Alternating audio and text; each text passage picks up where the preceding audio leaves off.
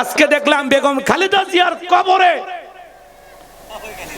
ববি হাজ্জাজ নামের একজন নেতা উনি যায় জমজমের পানি ছিটায় দিচ্ছেন। এগুলো অতিরঞ্জিত। কে বলেছে আপনাকে বেগম খালেদা জিয়ার কবরে জমজমের পানি ছিটাবেন? কেন? কে বলেছে আপনাকে? কথা বলেন না কেন? অতি উৎসাহ, খুব বেশি আবেগ, এগুলো ভালো না। ওনার জন্য দোয়া করতে হবে। মৃত ব্যক্তির জন্য 3টা কাজ। কয়টা কাজ বলেন? কথা বলেন না, কয়টা কাজ? ওনার জন্য 3টা কাজ করতে হবে। 1 নাম্বার যে কাজটা ওনার জন্য করবেন, সদকাতুল জারিয়া। ওনার জন্য যত বেশি পারেন আপনি দান করবেন, যত বেশি পারেন দান করবেন। মসজিদ মাদ্রাসায় দান করেন, কোনো সমস্যা নাই। আপনি ওনার ভালো চান, ওনার নামে দোয়া করেন। কথা কয় নাকি? যত বেশি পারেন দোয়া করেন। যাই নামাজে কাঁদেন ওনার জন্য যে আল্লাহ বেগম খালেদা জিয়াকে জান্নাত দাও। আপনি কাঁদেন, দোয়া করেন। ওনার নামে মসজিদ মাদ্রাসা বানায় দেন। কথা কয় নাকি? ওনার নেককার সন্তান আছে, উনি দোয়া করবেন। তারেক রহমান নিজে মায়ের কবরের পাশে দাঁড়িয়ে দোয়া করেছেন। নিজে মাকে কবরে নিজের হাত দিয়ে নামাইছেন। মায়ের লাশের পাশে কোরআন তেলাওয়াত করেছেন। মায়ের কবরে লাশ রেখে অঝরে কেঁদে কেঁদে দোয়া করেছেন। এরকম নেককার সন্তানই তার জন্য যথেষ্ট। কথা বলে ঠিক না? অতি আবেগে জমজমের পানি কবরে ছিটাইতে যাবেন না। কয়েকদিন আগে দেখলাম জনাব তারেক রহমানের পা ছুঁইয়া সালাম করতে গেছে। তো আলহামদুলিল্লাহ, উনি ভালো মানুষ, বাবা মার আদর্শ ওনার ভিতরে আছে। উনি এটা পছন্দ করলেন না, নেতা কর্মীকে সরিয়ে দিলেন। আল্লাহু আকবার কোন। তারেক রহমান তার পা ধরে সালাম করতে গেছে নেতা কর্মী, উনি কি করলো? সরিয়ে দিল, যে না, এটা আমি পছন্দ করি না, সরিয়ে দিল। এই জন্য ওনার জন্য দোয়া। কথা বলেন, পা ধরে সালাম করা জায়েজ আছে? হ্যাঁ, এরা হলো তেলবাজ, তেলবাজ, নেতার একটু মন জয় করার জন্য। এগুলো খুব বেশি আবেগ আপনাদের ধরে গেছে। কথা কি বুঝতে পারতেছেন? হ্যাঁ, চাচা ঠিক কইছে, মন্ত্রী হওয়ার লোভে পানি ছিটাইছে। হ্যাঁ, চাচা একেবারে জায়গা মতো ধরে ফেলে দিছে। হ্যাঁ, গোবিন্দগঞ্জের মানুষ তো বুদ্ধি আছে আপনার। তো আমরা জনাব তারেক রহমানকে বলবো, এই যে কিছু মহিলা যায় কবর জিয়ারত করতেছে, এগুলো যেন না হয়। আর যারা এই যে জমজমের পানি ছিটাইতেছে, এনাদেরকেও সতর্ক করে দিবেন। কবরে পানি ছিটানোর ভিতরে বিশেষ কোনো ফজিলত নাই। এটা করা থেকে আমরা বিরত থাকবো ইনশাআল্লাহ। ইনশাআল্লাহ। আল্লাহ যেন আমাদের হেদায়েত দান করেন। জোরে বলেন আমিন। একটু দলীয় পদ পাওয়ার জন্য, নেতার বাহবা পাওয়ার জন্য এগুলো করবেন না। আর আমার বিশ্বাস শহীদ জিয়া এগুলো পছন্দ করতেন না। বেগম খালেদা জিয়াও স্লোগান দেওয়া, তেলবাজি দেওয়া পছন্দ করতেন না। আশা করি জনাব তারেক রহমানও এই বিষয়গুলো সঠিকভাবে দেখবেন, যে অতি রঞ্জিত, খুব বেশি তেলবাজদেরকে আপনার আশেপাশে ঘেঁচতেও দিবেন না। কথা বলেন, এই তেলবাজের আয় কিন্তু ডুবে ডুবে। কথা কয়,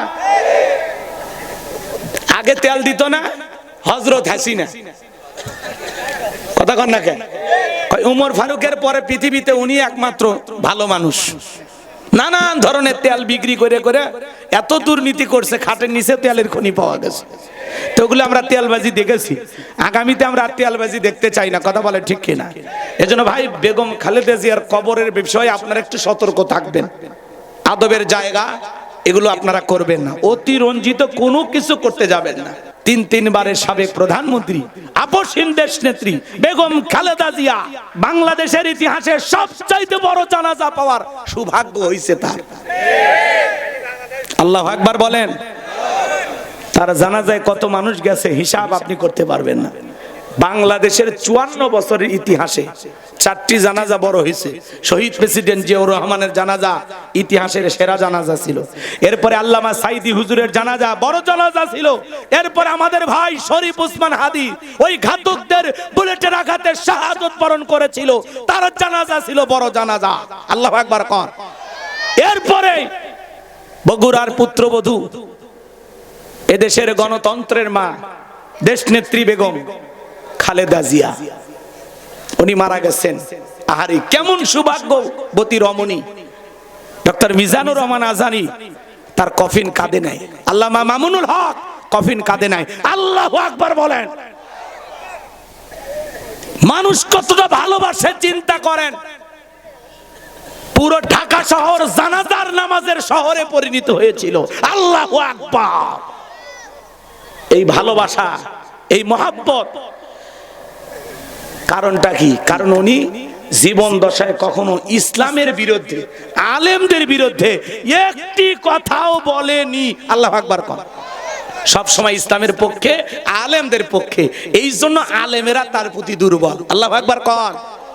মহাব্বত ভালোবাসায় এমনি আসে না।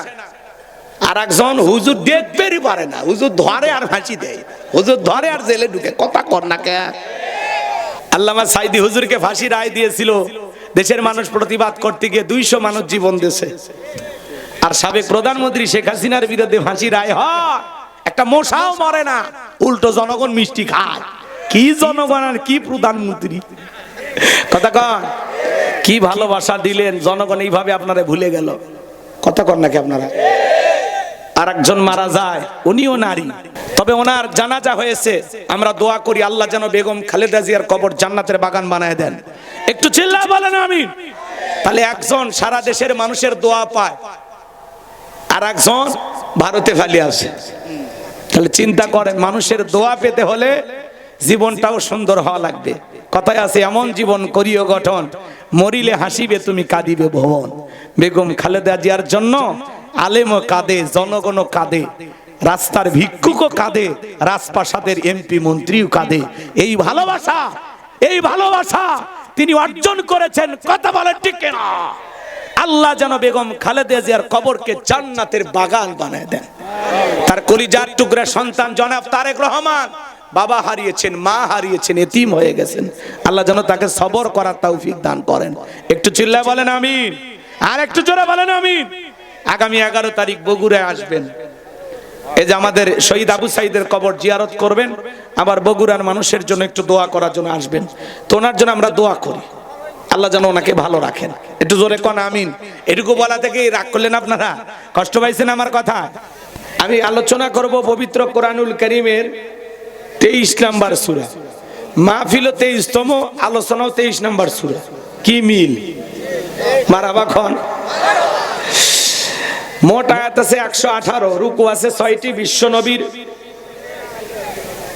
মক্কার জিন্দেগিতে আল্লাহ রাব্বুল আলামিন এই সূরাটি নাজিল করেছেন। আজকে আমি কথা বলবো সূরা আল মুমিনুন থেকে। বলেন কি নাম? সূরা আল মুমিনুন। আল্লাহ পাক তার বিশ্বাসী বান্দাদের জন্য সূরা আল মুমিনুন নাজিল করেছেন। যারা ওয়াদা দিয়েছেন ওয়াদাটা ঠিক রাখবেন। এই 1.5 ঘন্টা পেশাব লাগলে উঠবেন না, একটু ধৈর্য নিয়ে বসেন। কোনো অজুহাতে ওঠা যাবে না, কারণ ওয়াদা ভঙ্গ করা কিসের লক্ষণ? মুনাফিকের লক্ষণ। আমার বিশ্বাস আমার গাইবান্ধার গোবিন্দাগঞ্জে মুনাফিকের জায়গা নাই।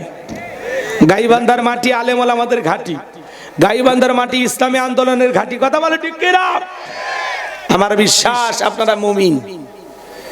সম্মানিত ভাইরা আমার, আল্লাহ পাক তার আদরের মুমিন বান্দাদের জন্য সূরা আল মুমিনুন নাজিল করেছেন। কত নাম্বার সূরা? 23। সূরা নাম্বার 23 বাতিলের হবে 26 ইনশাআল্লাহ। বলেন। মোট আয়াত 118, রুকু আছে 6টি। বিশ্বনবীর মক্কার জিন্দেগিতে আল্লাহ তাআলা এই সূরাটি নাজিল করেছেন। 18 নাম্বার পারার প্রথম সূরা। মনে থাকবে তো ইনশাআল্লাহ? কথা কয় না, মনে থাকবে? চলেন। লিখেছেন তাফসিরুল কোরআন মাহফিল। আলোচনা তাফসির ভিত্তিক হওয়ার দরকার আছে না নাই? কথা কয় না, বোঝেন? একটু কথা বলা লাগবে। আপনারা কি তাফসির শোনার জন্য আসছেন? সত্যি এই কোরআনের তাফসির শোনার জন্য কারা কারা আসছেন? ডান হাত তুলে সাক্ষী দেন তো। সবাই আসছেন? বলেন লিল্লাহে তাকবীর। এই কোরআন থেকে তাফসির শোনার জন্য আসছেন? ঠিক আছে, তাহলে বসেন। আমি আমার জায়গা থেকে সর্বোচ্চ চেষ্টা করব তাফসির করার। আল্লাহ যেন তার এই গোলামকে কিছু কথা বলার তৌফিক দান করেন। আমার কোনো জ্ঞান নাই, জ্ঞান দেওয়ার মালিক কে? ক্বালু সুবহানাকা লা ইলমা লানা ইল্লা মা আল্লামতানা ইন্নাকা আনতাল আলিমুল হাকিম। বলুন সুবহানাল্লাহ। জ্ঞান দেওয়ার মালিক আল্লাহ। আল্লাহর কাছে দয়া করুন, ভিক্ষা চেয়ে আলোচনা শুরু করছি। আল্লাহ পাক তার বিশ্বাসী বান্দাদের জন্য সূরা আল মুমিনুন নাজিল করেছেন। যারা অবিশ্বাসী কাফের এদের জন্য আল্লাহ রাব্বুল আলামিন একটি সূরা নাজিল করেছেন। সূরাটির নাম হলো কাফিরুন। কি নাম? কুল ইয়া আইয়ুহাল কাফিরুন। কাফেরদের জন্য আল্লাহ রাব্বুল আলামিন সূরা কাফিরুন নাজিল করেছেন। যারা হলো দুদুল্যমান, দুই নৌকায় পা দিয়ে চলে, মুখে বলে একটা অন্তরে আর একটা দুমুখ সাপ, বৃষ্টি যেদিকে ছাতা ধরে সেদিকে গুলালু মার্কা, সব তরকারিতে চলে, সুবিধাবাদ জিন্দাবাদ। ওদের নাম কি? মুনাফিক। এই মুনাফিকদের জন্য আল্লাহ রাব্বুল আলামিন একটি সূরা নাজিল করেছেন।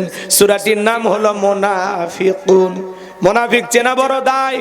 এই মুনাফিকদের স্বভাব হলো ইসলাম নামের গাছের গোড়া কেটে মাথায় পানি ঢালে। কথা বলেন।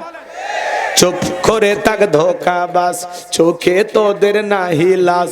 চুপ করে থাক ধোঁকাবাজ, চোখে তোদের নাহি লাজ। গোড়া কেটে মাথায় ডালো পানি, তোদের চিনি আর কতকাল করবি রে শয়তানি। মুনাফিকেরা সুযোগ পাইলে ইসলামকে জবাই করে। কথা বল। মনে রাখবেন, হিন্দুদের ভিতর থেকে মুনাফিকের জন্ম হয় না, খ্রিস্টানদের ভিতর থেকে মুনাফিকের জন্ম হয় না, বৌদ্ধদের ভিতর থেকে মুনাফিকের জন্ম হয় না। মুনাফিকের জন্ম হয় মুসলমানের ভিতর থেকে। ওপরে মুসলমানের কভার পরা থাকে, ভিতরে মুনাফিকে দিয়ে ভরা। সবচেয়ে বেশি ইসলামকে ক্ষতিগ্রস্ত করে এই নামধারী মুনাফিক মার্কা মুসলমানেরা। দাড়ি টুপি থাকার পরে লোকটা মুনাফিক হতে পারে, হজ করার পরে আলহাজ মুনাফিক হতে পারে। নবীর পিছনে নামাজ পড়ে লোকটা যদি মুনাফিক হয়, আপনার আমার পিছনে নামাজ পড়ে তার সাথে বড়টা হবে। কথা বলে ঠিক কিনা? এই জন্য মুনাফিক আছে না নাই? সকালবেলা কোরআনের মাহফিলের অনুমতি দিয়ে সন্ধ্যাবেলায় পুলিশ পাঠায় বন্ধ করতো। কথা কর। মুনাফিকেরা নিজের রাস্তা ক্লিয়ার করার জন্য নিজের হাতে রাতের আধারে মার্ডার করে, হত্যা করে, আর সকালবেলা ওই লাশের উপরে ফুলের মালা দিয়ে শোক প্রকাশ করে বলে বড় ভালো লোক ছিল। তো ভালো লোক ছিল তো মানলি কেন? শয়তান। কথা বলেন। মুনাফিকেরা ওয়াকাম বদকাম যা করবে সব দোষ অন্যের ঘাড়ে চাপায় দিবে। ওরা নিজেরা কখনো দোষ নিতে চায়, এটাই মুনাফিকের স্বভাব। সম্মানিত ভাইয়েরা আমার, আমি আজকে মুনাফিকদেরকে নিয়ে আলোচনা করব না, আমি আজকে আলোচনা করব আল্লাহর মুমিন বান্দাদেরকে নিয়ে। আমার আল্লাহ রাব্বুল আলামিন কি জানিয়ে দিয়েছেন, জবান ছেড়ে সবাই একটু মহাব্বতে দরদ ভরা কণ্ঠে আমার সঙ্গে তেলাওয়াত করুন। আউযু বিল্লাহি মিনাশ শাইতানির রাজিম। বিসমিল্লাহির রাহমানির রহিম। বিতাড়িত মুরতাদ শয়তানের কাছ থেকে আল্লাহ পাকের কাছে আশ্রয় প্রার্থনা চাচ্ছি। পরম করুণাময় সীম দয়ালু আল্লাহ তাআলার নামে শুরু করছি। আমরা যে কোনো কাজ শুরু করব কার নামে? জোরে বলেন শোনো ভাই। যে কোনো আয়াত বা সূরার তাফসীর করতে হলে কোন প্রেক্ষাপটে কোন সময় আল্লাহ তাআলা সেই সূরাটি বা আয়াতটি নাজিল করেছেন, সেই নাজিলের প্রেক্ষাপট জানার দরকার আছে না নাই? আরবিতে বলা হয় শানে নজুল। যদি শানে নজুল আলোচনা করা হয় তাহলে তাফসীর বুঝতে সহজ হয়। তাহলে সূরা আল মুমিনুন নবীজির উপরে আল্লাহ তাআলা কোন প্রেক্ষাপটে কোন সময় নাজিল করেছেন, একটু নাজিলের সময়কালটাকে আমি বলবো, কষ্ট পাবেন না? একটু তাকবীর দেন, লিল্লাহি তাকবীর। একটা আওয়াজ দিয়ে সহযোগিতা করবেন। আমি করবো আওয়াজ, আপনারা দেবেন আওয়াজ, জবাব দিবেন ঠিক ঠিক, আলোচনা হবে কমপ্লিট। শ্রোতাদের স্পিরিটে বারে বক্তার হিট, আলোচনা হবে জায়গা মতো ফিট। আগে বলতাম কিছু আজ প্যান্ডেলে, কিছু আজ অ্যাঙ্গেলে, এখন আর অ্যাঙ্গেলে না, যা বলবো সব ডাইরেক্ট। অ্যাঙ্গেলে বলার দিন শেষ, ডাইরেক্ট বলার বাংলাদেশ। কথা বলা ঠিক কিনা? লিল্লাহি তাকবীর। সম্মানিত ভাইয়েরা আমার, নবীর প্রিয় সাহাবী হযরত ওমর ফারুক ডেকে বলেন, আমি মৌমাছির গুনগুন আওয়াজ শুনলাম, ডানে তাকায় মৌমাছি নাই, বামে তাকায় মৌমাছি নাই। হযরত ওমর ফারুক ডেকে বলেন, আমি তখন তাকায় দেখি আমার নবীজি ফিসফিস করে কি যেন তেলাওয়াত করতেছেন। হযরত ওমর ফারুক বলেন, আমার বোঝার বাকি রইল না, আসমান থেকে নবীজির উপরে কোরআনুল কারীম নাজিল হচ্ছে, আর বিশ্ব নবী কোরআনুল কারীম রিসিভ করতে ব্যস্ত। বলুন সুবহানাল্লাহ। মৌমাছির গুনগুন আওয়াজ হলে কোরআনুল কারীম নাজিল হয়। দপ্তরি ছুটির ঘন্টায় বাড়ি মারে টনটন আওয়াজ হলে কোরআনুল কারীম নাজিল হয়।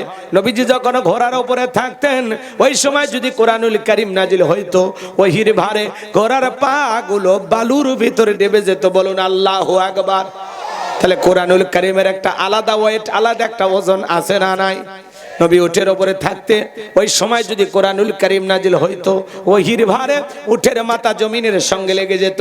এক সাহাবী রানের উপরে মাথা রেখে নবীজি আরাম ফরমাচ্ছেন, ওই সময় কোরআনুল কারীম নাজিল হলো। সাহাবী দেখে বলেন, আমার কাছে মনে হয় আমার রানটা ফেটে যাবে, আমার কাছে মনে হয় আমার রানের উপরে পাহাড় চেপে ধরা হয়েছে। তাহলে কোরআনুল কারীমের একটা আলাদা ওয়েট, আলাদা একটা ওজন আছে না না? জীবনের প্রথম ওহী রিসিভ করতে গিয়ে নবীজির শরীর মোবারকে জ্বর পর্যন্ত এসেছিল। দীর্ঘ 23 বছরে আল্লাহ রাব্বুল আলামিন তার হাবিবের উপরে কোরআনুল কারীম নাজিল করেছেন। এই কোরআনের সম্মান মর্যাদা কি আমরা বুঝি না? এমন মুসলমান ঘরে ঘরে কোরআন আছে, কিন্তু 50-60 বছর বয়স হয়ে গেছে, আল্লাহর কোরআনটা পড়তেও পারে না। এমনও কপাল পোড়াও আছে না নাই? এমনও মুসলমান আছে জীবনে কোনোদিন আল্লাহর কোরআনটা খুলেও দেখেনি, আছে না নাই? তাহলে মুসলিম হিসাবে বলেন তো বাজান, আমাদের একটু কোরআন পড়ার দরকার আছে না নাই? গভীর মনোযোগ দিয়ে কথাগুলো শুনে যাবেন বাজান। আমি গুনাহগার, যে কথা বলতে চাচ্ছিলাম, আমার ভাইয়েরা, 8টি পদ্ধতিতে নবীজির উপরে কোরআনুল কারীম নাজিল হইতো। বলতে গেলে লম্বা সময় লাগবে, এত সময় আপনাদের হাতেও নাই, আমার হাতেও নাই। হযরত ওমর ফারুক ডেকে বলেন, নবীজির কোরআনুল কারীম রিসিভ করা শেষ হয়ে গেল। বিশ্ব নবী তখন সাহাবা ইকরামদের দিকে মুখ করে ডেকে বলেন, ও আমার সাহাবীরা, এই মাত্র আসমান থেকে জিবরাইল এসে আমার উপরে সূরা আল মুমিনুনের 10টি আয়াত কারিমা নাজিল করে জানাতে গেলেন, নবী গো, এই 10টি আয়াতের ভিতরে আল্লাহ রাব্বুল আলামিন তার আদরের মুমিন বান্দাদের জন্য 7টি কোয়ালিটি নিয়ে আলোচনা করেছেন, 7টি গুণাবলী নিয়ে আলোচনা করেছেন। কোন মুমিন যদি এই 7টি গুণে গুণান্বিত হতে পারে, 7টি গুণ দিয়ে তার জীবনটাকে সাজাইতে পারেন, আমার আল্লাহ বলেন, উলাইকা হুমুল ওয়ারিসুন আল্লাযীনা ইয়ারিসুনাল ফিরদাউস হুম ফিহা খালিদুন। আমার আল্লাহ বলেন, তারাই হবেন উত্তরাধিকারী জান্নাতুল ফিরদাউসের, সেখানে তারা চিরকাল বসবাস করবেন। আমার আল্লাহ কোনোদিন তাদেরকে জান্নাত থেকে বের করে দেবেন না। চিৎকার মেরে বলুন সুবহানাল্লাহ। আমার ভাইয়েরা, এই পৃথিবীর জমিনে আপনার বাবা যদি মারা যায়, ভালো করে বুঝবেন, বাবা মারা গেলে ওয়ারিশ সূত্রে সন্তান যেরকম বাবার সম্পত্তির ভাগ পায়, কোন মুমিন যদি এই 7টি কোয়ালিটি, 7টি গুণাবলী অর্জন করে মারা যেতে পারে, তার নামে জান্নাতুল ফিরদাউসের ভিতরে জায়গা বরাদ্দ হবে। বলুন সুবহানাল্লাহ। সে হবে জান্নাতুল ফিরদাউসের ওয়ারিশ, উত্তরাধিকারী। চিৎকার মেরে বলুন আল্লাহু আকবার। আপনার আমার টার্গেট জান্নাত না জাহান্নাম? কারা কারা জান্নাতে যেতে চান হাত তুলে দেখান তো দেখি। লিল্লাহি তাকবীর। আল্লাহ পাক আমাদের সবাইকে জান্নাতুল ফিরদাউসের মেহমান হিসেবে কবুল করুন। চিল্লা বলুন আমিন। আর একটু জোরে বলুন আমিন। আরো একবার বলুন আমিন। এবার 7টা আঙ্গুল দেখান। জান্নাতে যেতে হলে কয়টা গুণাবলী? 7টি। জোরে বলেন কয়টি? আরো জোরে। জোর হলো না, উঠেই যাবে। হাত নামান। একটু মিছিল করে অভ্যাস করেন। 16 বছর মিছিল করতে পারেননি, সামনে 16 বছরে কাজ আদায় করা লাগবে। জি জি, 12 তারিখে শুরু হবি, গেছে চাচা গেছে, তার আগে মিছিল হবি বেটা। 12 তারিখে মিছিল করবে দিবি না? 12 তারিখে জায়গা মতো সিল মারা লাগবি। কষ্ট হচ্ছে আপনাদের? আমার দিকে তাকান। আচ্ছা হোক, মুরব্বী মানুষ তো বোঝেনি, মিছিল হবি তার আগে থেকে, 10-15 দিন আগে থেকে, বোঝেননি? খালি মার্কা বাইরে হোক, দেখেন এনে কি লাভটা মারেন আপনারা। আচ্ছা চলেন সামনের দিকে যাই। আমার ভাইয়েরা, নবী তখন সাহাবায়ে কিরামদের সামনে তেলাওয়াত করে শুনিয়ে দিলেন। আমার আল্লাহ বলেন, কদ ফালাহাল মুমিনুন। আমার আল্লাহ বলেন, অবশ্যই মুমিনেরা সফল, অলরেডি মুমিনেরা সফল। সফল হয়েছে তারা ঈমান এনেছে যারা আল্লাহু আকবার বলেন। আমরা মনে করি ক্ষমতা থাকলে সফল, টাকা থাকলে সফল, যশ খ্যাতি থাকলে সফল, ব্যবসায়িক দিক দিয়ে সফল, নায়ক সুপারস্টার এরা বুঝি সফল না রে বাজান। এগুলো সফলতার মাপকাঠি না। আল্লাহর কাছে সফল হতে পারবে তারা ঈমান আনবে যারা। ভালো করে বোঝার চেষ্টা করবেন। বর্তমান পৃথিবীর সবচাইতে ক্ষমতাধর ব্যক্তির নাম কি? Donald Trump. কথা কন। আমেরিকার প্রেসিডেন্ট। এ হলো বর্তমান পৃথিবীর সবচাইতে ক্ষমতাধর। আপনাদের এলাকায় একটা বাজার আছে বালুয়াহাট। এই বাজারে আল্লাহর একজন বান্দা তরি তরকারি বিক্রি করে, সবজি বিক্রেতা। আজান দেওয়ার পরে আল্লাহর গোলাম মসজিদে গিয়ে মাথা নত করে যদি আল্লাহকে সিজদা দেয়, ওই পৃথিবীর বড় নেতা ডোনাল্ড ট্রাম্পের চাইতে ওই সবজি বিক্রেতা ইমানদারের দাম কম না বেশি? তার মানে কি বুঝলেন? ইমান আছে যার, আল্লাহর কাছে দাম আছে তার। যার ইমান নাই তার 4 পয়সা মূল্য আল্লাহর কাছে নাই। কথা বলে ঠিক কিনা? ইমান যার আছে আল্লাহর কাছে দাম আছে। ওই বেঈমানেরা ক্ষমতার দিক দিয়া বিশাল বড় নেতা হতে পারে, অন্য দেশের নেতাকে গুম করতে পারে। কথা বলেন, অন্য দেশের উপরে বোমা নিক্ষেপ করতে পারে, নানান পাওয়ার ওই জালেম বেঈমানদের থাকতে পারে, কিন্তু মরার পরে সবগুলো বেঈমানকে পিটাইয়া জাহান্নামে দেবেন তিরিকে। জোরে বলেন কে? কত ক্ষমতাধরকে আল্লাহ তাআলা নাকানি চুবানি খাওয়াইলো, কত ক্ষমতাধরকে আল্লাহ জুতার বাড়ি খাওয়াইলো, কত ক্ষমতাধরকে আল্লাহ তাআলা থাপ্পড় মারে বিদায় করলো। কথা বলে ঠিক না? মনে রাখবেন, ওই বেঈমানেরা ওরা দুনিয়াতে সফল হতে পারে, মরার পরে সবগুলোকে জাহান্নামে পাঠাবেন কে? আর ইমানদাররা দুনিয়াতেও সফল, আখিরাতেও সফল। সুবহানাল্লাহ কোন? আপনার টাকা না থাক, ক্ষমতা না থাক, আপনার ভিতরে ঈমান আছে, আল্লাহর কাছে দাম আছে। এই ঈমান নামের মহা দৌলত আল্লাহ তাআলা যাকে দান করেছেন, এই পৃথিবীর সেরা ধনী। কথা কয় না? তাহলে আপনার ভিতরে ঈমান আছে, কার কাছে দাম আছে? আল্লাহর কাছে। যদি এই জীবনে দামি হতে পারি, বাজান আর কিছু চাওয়ার আছে? আপনার চেহারা কালো হোক, ফর্সা হোক, লম্বা হন, খাটো হন, ধনী হন, গরিব হন, ভিক্ষুক হন, মিসকিন হন, তাতে কোনো সমস্যা নাই। আপনার ভিতরে ঈমান আছে, আল্লাহর কাছে আপনার দাম আছে। সুবহানাল্লাহ। এই জন্য বাজান, আল্লাহ চেহারা দেখে না, টাকা দেখে না, সম্পদ দেখে না, ক্ষমতা দেখে না, আল্লাহ দেখবে ঈমান। আপনি এই কি বাবা সেই গল্প কুমা, বাপ রে বাপ, কত 12 বছর পর দেখাইছে নাকি? আপনারা যদি গল্প করেন আমার ওয়াজে ডিস্টার্ব হয়, শোনা পারলে আলোচনা শোনো, না হলে 2 বন্ধু চা খাও, যাও। একটু গল্প করা যাবে না? আমি আজকে গল্প করব, ঠিক আছে? আমি গেলে তোমরা গল্প করবা। মনোযোগ দেওয়া যদি না শোনো তো কি শুনবা? আমার দিকে তাকান। কষ্ট হচ্ছে আপনাদের? তাহলে আমি যে কথা বলতে চাচ্ছিলাম শোনেন। কথাই তো ভুলে গেছি, রাগ করছেন? কথা কয় না। কি বলছিলাম বলেন তো? এই তো ভুলে গেছে, খালি ডোনাল্ড ট্রাম্প মনে আছে। না, আমি ওইটা বলি না। আমি বলতে চাচ্ছিলাম আল্লাহর কাছে সফল হতে পারবে তারা, ঈমান আনবে যারা। কথাকে বুঝাইতে পারলাম? তাহলে আল্লাহর কাছে সফল হতে হলে আপনার ঈমান লাগবে। আপনি জান্নাতে যেতে চান, এমনি জান্নাতে যেতে চাইবেন না, যাইতে চাইলেও আপনি যাইতে পারবেন না। জান্নাতে যেতে হলে ঈমান নামের পাসপোর্ট লাগবে। কি লাগবে বলেন? কেউ যদি জান্নাতে যেতে চায় তার কি লাগবে বলেন? ঈমান। এই ঈমান নামের পাসপোর্ট যার আছে তার জান্নাতের ভিসা লাগবেই, লাগবেই ইনশাআল্লাহ। আপনার ভিতরে ঈমান থাকলে আপনি জান্নাতে যেতে পারবেন। যদি ঈমান না থাকে আপনি জান্নাতে যেতে পারবেন না।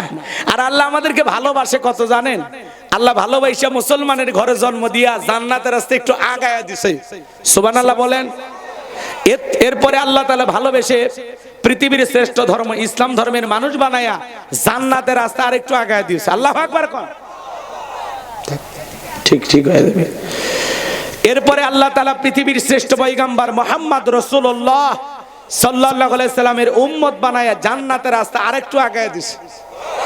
এরপরে আখেরি পয়গম্বরের উপরে আল্লাহ তাআলা এই কোরআনুল কারীম নামক কিতাব নাজিল করে, আসমানি 104 খানা কিতাব, এর মধ্যে শ্রেষ্ঠ হলো কোরআন। পৃথিবীর শ্রেষ্ঠ কিতাব কোরআনুল কারীম দান করে আল্লাহ তাআলা জান্নাতের রাস্তা আরেকটু আগায়া দিয়েছে। আমরা জাতির দিক দিয়ে সেরা জাতি, নবীর দিক দিয়ে সেরা নবী পাইছি, কিতাবের দিক দিয়ে সেরা কিতাব পাইছি।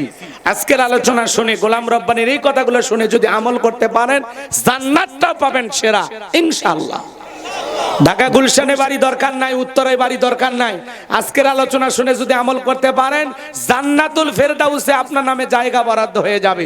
চিৎকার মেরে বলুন সুবহানাল্লাহ। এজন্য মনোযোগ দিয়ে কথাগুলো শোনা লাগবে। কথা আমার না, কথা হলো আমার মালিকের। আমি শুধু বাঁশিতে একটু হালকা সুর তুলতেছি, এতটুকুই। বাজানো গো আমার, গভীর মনোযোগ দিয়ে শোনেন। তাহলে কদ আফলাহাল মুমিনুন, অবশ্যই মুমিনেরা সফল, অলরেডি মুমিনেরা সফল। সফল হয়েছে তারা ঈমান এনেছে যারা। আমি বলবো সফল হয়েছে কারা? আপনারা বলবেন ঈমান এনেছে যারা। বলতে পারবেন না? বলেন সফল হয়েছে কারা? সফল হয়েছে কারা? এইবার ছোট্ট প্রশ্ন, একজন অমুসলিম জোহরের নামাজের পূর্বে ঈমান গ্রহণ করেছে, ওই ব্যক্তির উপরে জোহরের সালাত আদায় করা কি ফরজ? মাশাআল্লাহ, আপনারা জ্ঞানী মানুষ। ঈমান আনার পরেই মুমিন জীবনের সবচেয়ে গুরুত্বপূর্ণ ইবাদতের নাম হলো সালাত। কিয়ামতের ময়দানে আল্লাহ তাআলা বান্দার হিসাব যখন শুরু করবেন, সর্বপ্রথম আল্লাহ তাআলা সালাতের হিসাব নেবেন। কিসের হিসাব? নামাজের হিসাব নেবেন। নামাজের হিসাব যদি আপনি ঠিকঠাক ভাবে দিতে পারেন, বাকি হিসাবে যদি একটু 19-20 হয়, আল্লাহ তাআলা আপনাকে ক্ষমা করে দেবেন। যদি সালাতের হিসাবে আপনি ধরা খেয়ে যান, তাহলে বাকি হিসাবগুলো আরো বেশি কড়াকড়ি হবে। কথা কি বুঝাইতে পারলাম? এই জন্য আমাদের সালাতটা জীবনে ঠিকঠাক থাকার দরকার আছে না? দেখেন, আল্লাহ তাআলা যখন মুমিন বান্দার 7টি কোয়ালিটি নিয়ে 7টি গুণাবলী নিয়ে আলোচনা শুরু করলেন, 1 নাম্বার আল্লাহ সালাত দিয়ে শুরু করলেন। আল্লাহু আকবার বলেন। এই যুবক যারা আছো, নিরাশ হয়ে না। তোমরা যুবক, আমিও যুবক, তোমাদের মনের দুঃখটা কি আমি বুঝি। তোমাদের জন্য 4 নাম্বার গুণাবলীতে যুবক আর যুবতীর ওয়াজ আছে। মা বোনদেরও একটু ওয়াজ হওয়ার দরকার আছে না নাই? বিশেষ করে যে সমস্ত মা বোনেরা আঁকা বাঁকা পথে চলে, টাইমই দিবের চাই না স্বামী, আজকে ওয়াজের মাধ্যমে সে সমস্ত মা বোনদেরকে সোজা রাস্তা দেখানো হবে ইনশাআল্লাহ। কোন কষ্ট হচ্ছে আপনাদের? একটু তাকবীর দেন, লিল্লাহি তাকবীর। তাহলে শুরু হয়ে গেল মুমিন বান্দার 1 নাম্বার গুণাবলী, আল্লাযীনা হুম ফি সালাতিহিম খাশিউন।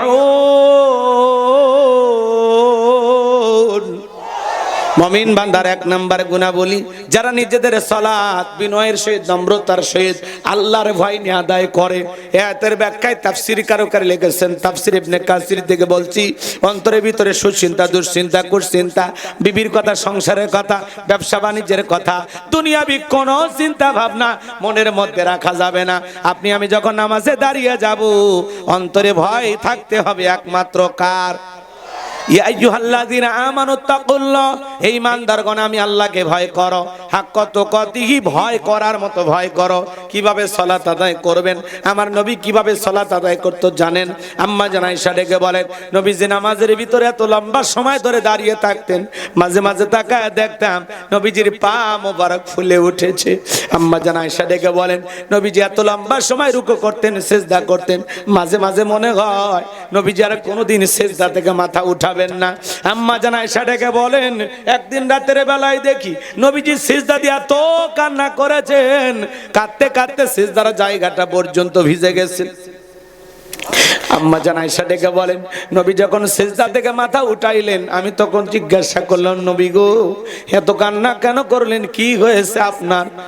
নবী তখন ডেকে বলে, আয়েশা, আমি তো আমার জন্য কাঁদি না, আমি কাঁদি আমার গুনাহগার উম্মতের জন্য। আমি আল্লাহর কাছে কেঁদে কেঁদে বলি, আল্লাহ, আমার গুনাহগার উম্মতের গুনাহগুলো মাফ করে দাও, ওই কঠিন জাহান্নামের আগুন থেকে আমার উম্মতকে তুমি মুক্তি দাও। চিন্তা করেন বাজান, যেই নবীর জীবনে কোনো গুনাহ নাই, যে নবী দিনের মধ্যে 70 থেকে 100 বার ইস্তেগফার পড়তেন, তওবা করতেন, এ বাজান গো আমার, নবী যদি সিজদা দিয়ে আপনার আমার গুনাহ মাফের আশায়, আপনাকে আমাকে জাহান্নাম থেকে বাঁচানোর আশায় আল্লাহর কাছে কেঁদে কেঁদে সিজদা দিয়ে দোয়া করতে পারেন, তাহলে বলেন তো বাজান, আপনি আমি হলাম মূল ভিকটিম, মূল আসামি, মূল অপরাধী। তাহলে নিজেদের গুনাহ মাফের জন্য আল্লাহর কাছে সিজদা দিয়ে কান্না করার দরকার আছে না নয়? জোরে বলেন, দরকার আছে না নাই? কষ্ট পাচ্ছেন নাকি আপনারা? আমার ভাইয়েরা, 5 ওয়াক্ত সালাত, এটা তো রবের বাধ্যতামূলক ওয়ার্ডার, আদায় করাই লাগবে। নিজেকে যদি মুমিন দাবি করেন, 5 ওয়াক্ত সালাত নফল না ফরজ? একটু জোরে বলেন। 5 ওয়াক্ত সালাত, এটা তো রবের বাধ্যতামূলক ওয়ার্ডার। আমার নবী বলেন, বাইনাল আবদি ওয়া বাইনাল কুফরি তারকুস সালাহ। একজন ইমানদার আর একজন বেঈমানের মধ্যে পার্থক্যকারী যেই জিনিস, তার নাম হলো সালাত। ইমানদার নামাজ পড়ে আর বেঈমানেরা নামাজ পড়ে না। যে ইমানদার নিজেকে ইমানদার দাবি করবে অথচ নামাজ আদায় করে না, নিজেকে পাক্কা ইমানদারের দাবিদার আছে না নাই? এক ওয়াক্ত নামাজ না পড়েও যারা নিজেকে পাক্কা ইমানদার দাবি করে, কি মনে করেন চাইনা টাইজ দিয়ে পাকা করছেন? না না, আপনার ইমান পাকা না, আপনার ইমান হয়ে গেছে ফাঁকা, শয়তান দিয়েছে আপনাকে ধোঁকা। নামাজ না পড়ে পাক্কা ইমানদার দাবি করে, পাক্কা ইমানদার না, আপনি পাক্কা শয়তান হয়ে যাচ্ছেন।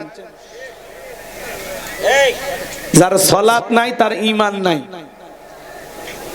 আপনি নামাজ না আদায় করলে কিসের ইমানদার? কথা কয় না, কথা কয় না। 7 দিন পরে পরে জুমার নামাজ পড়ে যারা লাইফ সাপোর্টে বেঁচে থাকা মুসলমান, তারা এর ইমানও যখন তখন চাইতে পারে। শুধু জুমা দিয়ে ইমান টিকাইতে পারবেন? কথা বলেন না কেন ভাই? আপনি আসর মাগরিব এশা ফজর কেন আসেন না? এগুলো কি ফরজ না? এগুলো আদায় করতে হবে না? বাংলাদেশে জুমার নামাজের জন্য মসজিদ ভাঙ্গে 2 তালা 3 তালা করা হয়, ফজরের নামাজের সময় এক কাতার মুসল্লিও জোটে না। কথা বলেন।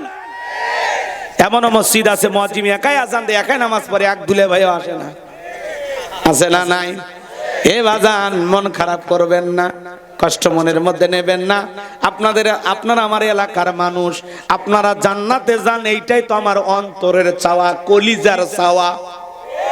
কথা বোঝেন নাই? 5 ওয়াক্ত সালাত এটা তো রবের বাধ্যতামূলক অর্ডার, আদায় করতেই হবে। কথা কয় না? আপনি যদি বলেন আমি আল্লাহর বান্দা, আমি আল্লাহর গোলাম, তাহলে 5 ওয়াক্ত সালাত আপনাকে আদায় করতেই হবে। এটা রবের হুকুম, আমাদের মনিবের হুকুম। বলে তো চাকর গোলাম কি তার ইচ্ছায় চলবে নাকি মনিবের ইচ্ছায় চলবে? আমাদের মনিবের নাম আল্লাহ। আল্লাহ কি করছে? 5 ওয়াক্ত সালাত কি করে দিছে? তাহলে আপনি আদায় না কইরা যদি নিজেকে বিশাল কিছু ভাবেন, তাহলে সমস্যা না?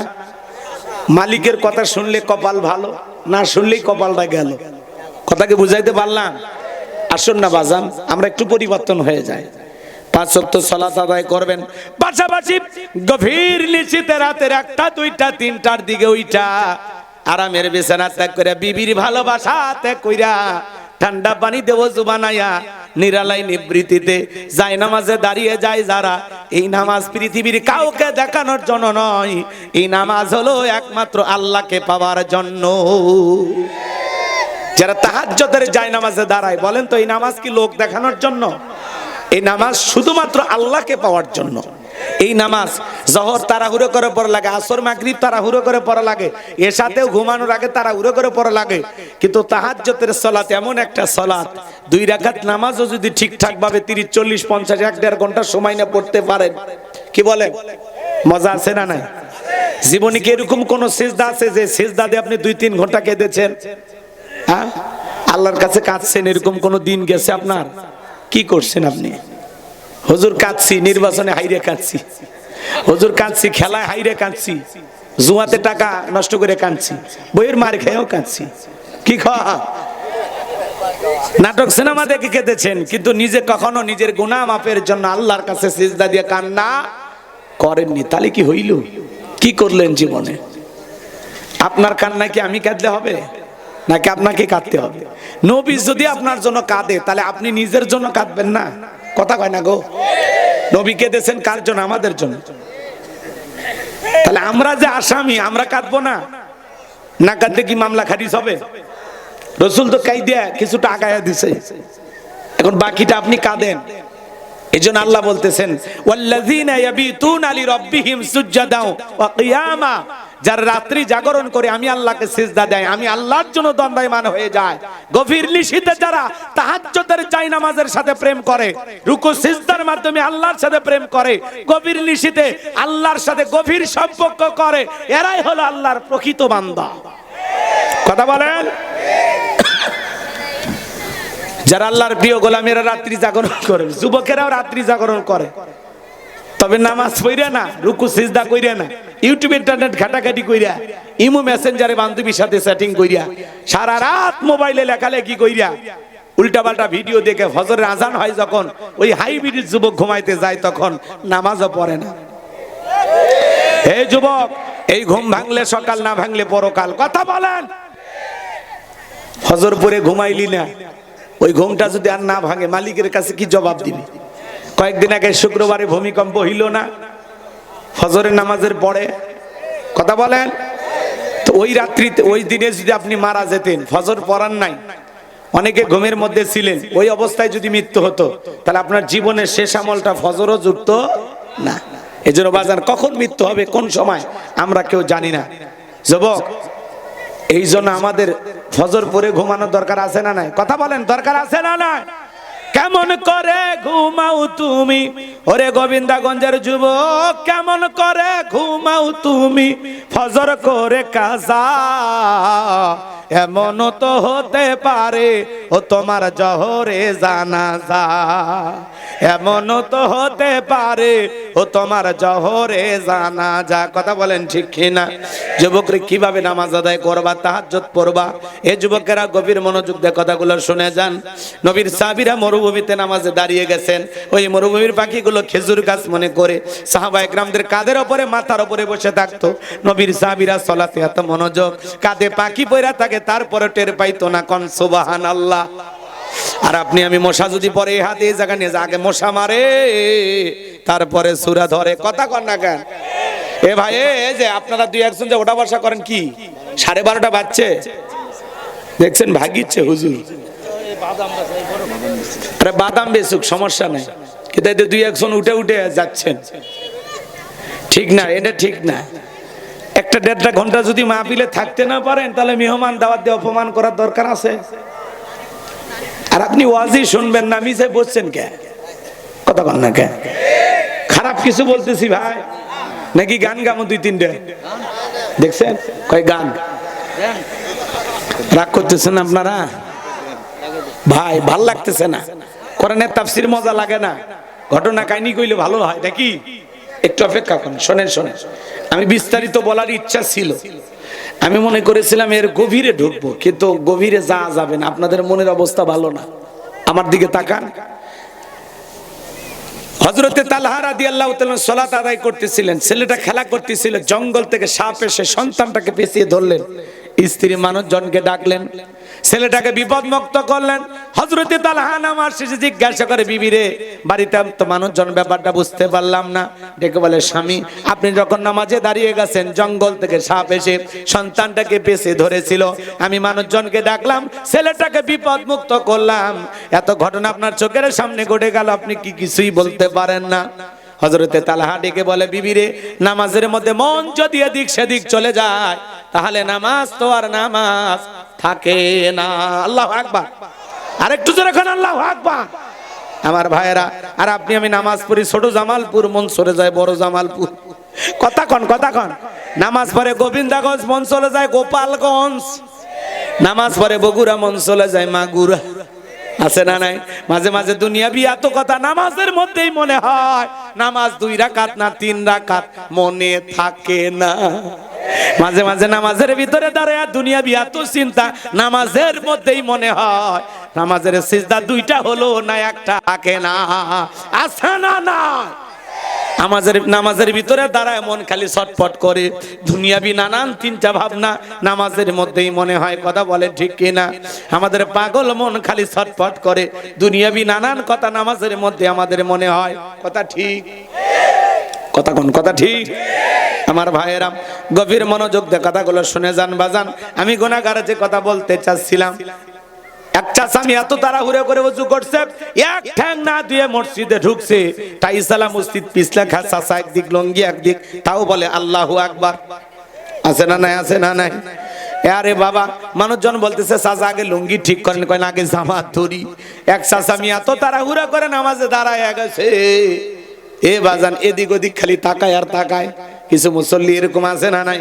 অথচ আল্লাহ কি সুন্দর করে জানিয়ে দিলেন, আল্লাযীনা হুম ফি সালাতিহিম খাশিউন।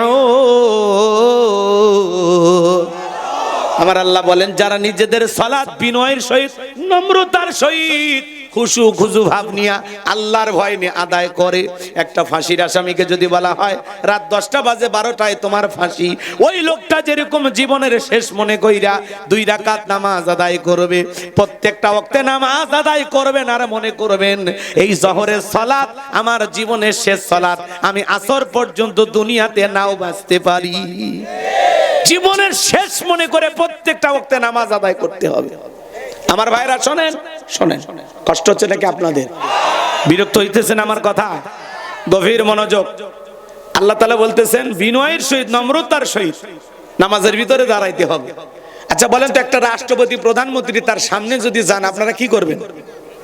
কি করবেন? দাড়ি চুলকাবেন? লাফালাফি করবেন? কি করবেন? মাশাআল্লাহ, ভদ্রভাবে দাঁড়াইতে হবে, যাতে রাষ্ট্রপতি প্রধানমন্ত্রীর সাথে বেয়াদবি না হয়। একটা রাষ্ট্রপতি প্রধানমন্ত্রীর সাথে যতটা নম্র ভদ্র হয়ে দাঁড়াবেন, তার চাইতে কোটি কোটি গুণ বেশি নম্র ভদ্র বিনয়ী হয়ে সালাত আদায় করার সময় নামাজে যখন দাঁড়াবেন, ওই সময় দাঁড়াইতে হবে আল্লাহর সামনে। কথা বলে ঠিক কিনা? আপনি নামাজে দাঁড়ায় দাড়ি চুলকান, নামাজে দাঁড়ায় টুপি ঠিক করেন, আপনি নামাজে দাঁড়ায় লঙ্গি ঠিক করেন, চাচা আপনার এত লঙ্গি খুলে যায় কা? আপনি রশি লাগাবেন। কথা কন। নামাজের মধ্যে দাঁড়িয়ে এদিক ওদিক থেকে মসজিদের ফ্যান কটা কোন আসে। আর মাঝে মাঝে এমনও ডিজিটাল নামাজি আছে, নামাজ পড়তে পড়তে ফোন রিসিভ করে বলে হ্যালো 2 রাকাত চলতেছে। এরকম নামাজি আছে না? না, নামাজ পড়ে না, তামাশা করে। জোহরের 4 রাকাত সুন্নত, ইমাম আর মুসল্লি একসাথে নিয়ত বেঁধেছে। ইমামের 2 রাকাত হওয়ার আগে মুসল্লি 4 রাকাত শেষ। হুজুর জিজ্ঞাসা করছে, চাচা মিয়া আমার 2 রাকাত হয় না আর আপনার 4 রাকাত? বলে হুজুর আপনাদের চর্চা কম। হুজুরের বলে চর্চা কম, মুরব্বী চর্চা বেশি। এরকম আছে না? না। এই তো সামনে রমজান মাস, এটা রজব না, এরপরে শাবান, এরপরে রমাদান। কথা কন। এই যে পবিত্র রমাদান মোবারকে দেখবেন প্রত্যেকটা মসজিদে মানে তারাবির প্রতিযোগিতা শুরু হয়। কয় তারাবি মানে তাড়াতাড়ি, মার একটা বাড়ি। তারাবি মানে তাড়াতাড়ি না ধীরস্থির ভাবে? কথা বলেন না কেন? 20 রাকাত নামাজ 20 মিনিটে শেষ, বিদ্যুতের গতি ফেল। কথা বলেন ভাই। এমন ইমাম আছে তাই নাকি 16 মিনিটেও শেষ করতে পারে। কি কাঁপানে হুজুর গো। কথা কন না কেন? খালি আলহামদু আর দলিন শোনা যায়, মাঝখানে কি ভূমিকম্প হুজুর নিজেও জানে না। এই নামাজ আল্লাহর আসমানে পৌঁছা তো দূরের কথা, মসজিদের ছাদের উপর উঠবে কিনা সন্দেহ আছে। কথা কন ঠিক কিনা? সোনার মক্কা মদিনায় আল্লাহ তাআলা তার এই গোলামকে নিয়েছিলেন। আমি রমজানে উমরায় গিয়েছিলাম, সে সময় যায়া আমি সেখানে তারাবি বললাম। এটা 22 সালের ঘটনা, করোনার পরপরই যে উমরার অনুমতি দিয়েছিল। তো আমি সেখানে তারাবি বললাম, সময় লাগলো 1 ঘন্টা 45 মিনিট। আর আপনি খালি 20 মিনিটে তারাবি পড়েন। কথা বলেন। তারাবির 4 রাকাত পরে পরে বিশ্রাম নেবেন, তাসবিহ পাঠ করবেন, জিকির করবেন, কোরআন তেলাওয়াত করবেন, একটু জুস খাবেন, 2টা খেজুর খাবেন, এরপরে আবার 4 রাকাতের জন্য দাঁড়ায় যাবেন। আর আমরা চুক্তি নিছি, কন্ট্রাক্ট নিছি, শেষ করিয়া দম। কথা কন আছে না নাই? এই নামাজ হবে না বাজান। আমরা যেন নামাজটাকে সুন্দর করে পড়ি। এইজন্য আল্লাহ বলেন আল্লাযীনা হুম ফি সালাতিহিম খাশিউন, যারা নিজেদের সালাত বিনয়ের সহিত, নম্রতার সহিত, আল্লাহর ভয় নিয়ে আদায় করে। কার ভয়? আল্লাহর ভয়ে, আল্লাহকে রাজি খুশি করার মতো 5 ওয়াক্ত সালাত কারা কারা আদায় করবেন? হাত তুলে দেখান তো দেখি। আল্লাহ আমাদের সবাইকে 5 ওয়াক্ত নামাজি বানায় দেন। চিল্লা বলেন আমিন। আর একটু জোরে বলেন আমিন। হাত নামান। নামাজ নেওয়াজ করলে 2-3 ঘন্টা ওয়াজ করা যাবে, সময় আপনাদের হাতেও নাই, আমার হাতেও নাই। এইবার 2 নাম্বার গুনাহ বলি, ওয়াল্লাযীনা হুম আনিল লাগবি মুরিদুন। মুমিন বান্দার 2 নাম্বার গুনাহ বলি, অনার্থক কথাবার্তা বলা যাবে না, আজে বাজে কথা বলা যাবে না। এক জায়গায় বসে 2-3 ঘন্টা গল্প করে, অমুক খারাপ তমুক খারাপ, এ ভালো না সে ভালো না। মনে হয় গীবত কমিটির সভাপতি সেক্রেটারি বসে গেছে। আছে না? চা খাইতে খাইতে ঝড় তুলে ফেলে দিছে, ওটা ছোটখাটো টক শো চলতেছে, খালি বক বক বক বক করে, হটর হটর করে। আছে না নাই? বেশি কথা বলে আপনারা তাকে কি বলেন? বাসাল। কথা ঠিক। এত কথা আপনি কেন বলেন বাজান? আপনি তো জানেন না আপনার জবানের প্রত্যেকটা কথা রেকর্ড করা হচ্ছে। মা ইয়ালফিজু মিন কাউলিন ইল্লা লাদাইহি রাকিবুন আতীদ। বান্দা এমন কোন কথা বলে না, এমন কোন কর্মকাণ্ড করে না যা রেকর্ড করার জন্য আমার ফেরেশতারা নাই। আপনার জবানের প্রত্যেকটা কথা ফেরেশতারা রেকর্ড করতেছে। চাচা চায়ের কাপে ঝড় তুলছেন কে? চা খাচ্ছেন খান, এনা চুপ করে খান। অমুকের বউ এটা করছে, তুমুকের। মানুষের সমালোচনা করে লাভ আছে? মানুষের গীবত করে লাভ আছে? নিজের আত্মসমালোচনা করেন। কথা বলে ঠিক না? নিজের জীবনের ভুলগুলো সংশোধন করেন। আমার জীবনে তো ভুলে ভরা, আমি তো নিজের অপরাধের টেনশনে ঘুমাইতে পারি না। অন্যকে না সমালোচনা করে লাভ আছে? নিজের আত্মসমালোচনা করুন। আমার জীবনে কি কি ত্রুটি, আমার জীবনে কি কি ভুল, আমি সেটা সংশোধন করার চেষ্টা করব। তাহলে না মানুষ হইবেন। অন্যের ভুল ধরতে ধরতে নিজে ভুলের সাগরে হাবুডুবু খায় জাহান্নামে চলে যাবেন, টেরি পাবেন না। কথা কয়? অন্যের সমালোচনা করতে মজা লাগে। কথা কয় না? কথা কয় না? অন্যের ভুল ধরতে ভালো লাগে, আর নিজের জীবনে এত ভুল চোখেই পড়ে না। চোখটাকে নিজের দিকে নিয়েন। কথা কন।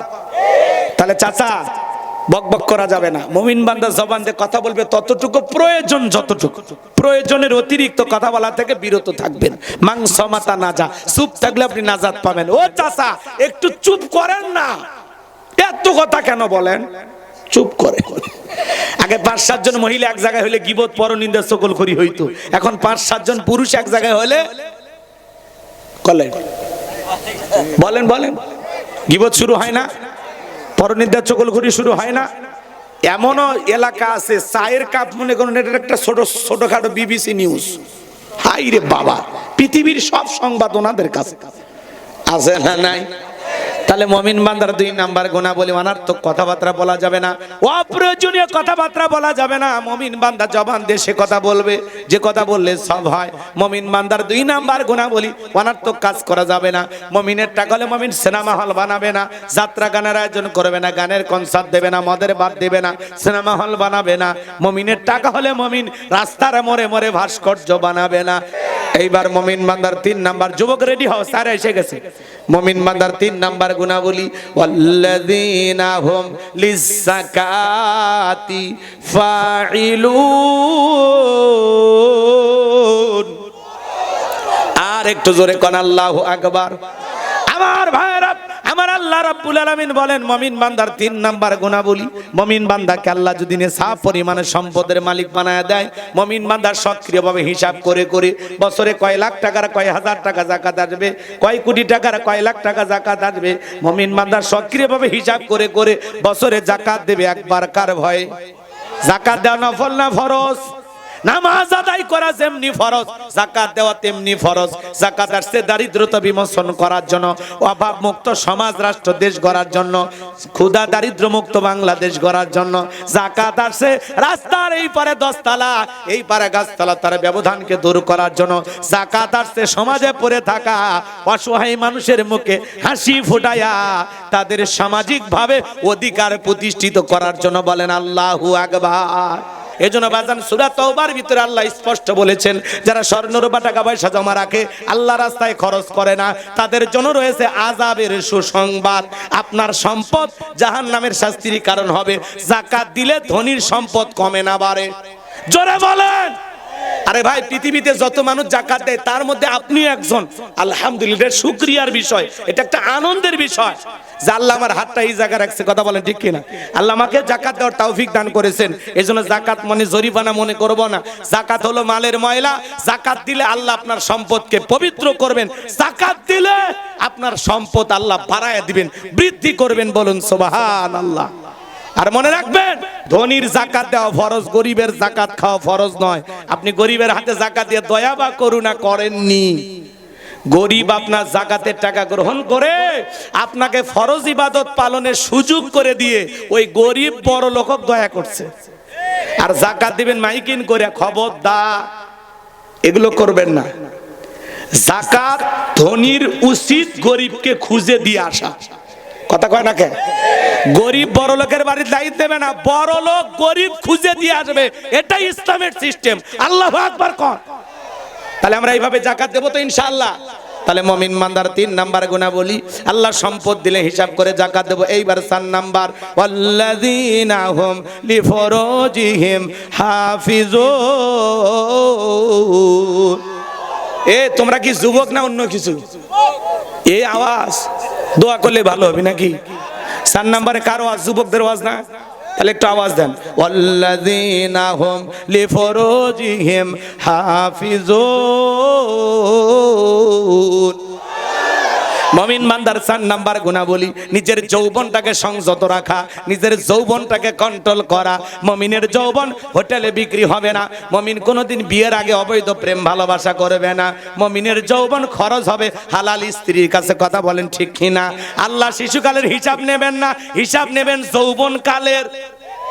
যৌবনকালে যদি ঠিকঠাক ভাবে আল্লাহর গোলামি করেন, বৃদ্ধকালে যদি ইবাদতে একটু তুলটিও হয়, যৌবনকালের ইবাদত করার কারণে বৃদ্ধকালের সামান্য ইবাদতের সমস্যা আল্লাহ মাফ করে দিবেন, আল্লাহ বোনাস দিবেন। সুবহানাল্লাহ কন।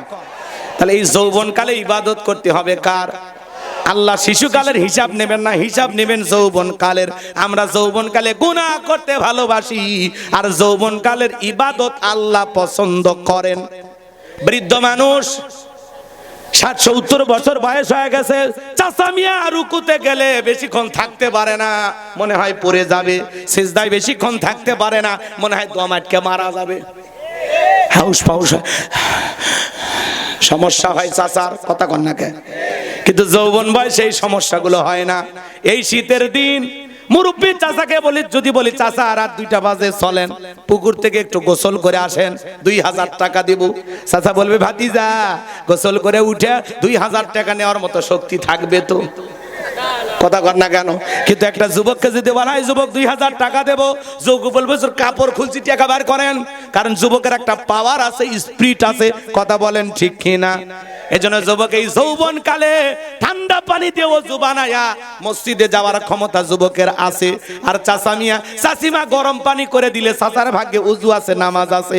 গরম পানিও নাই, ওযুও নাই, নামাজ। কোন কি করছিলেন?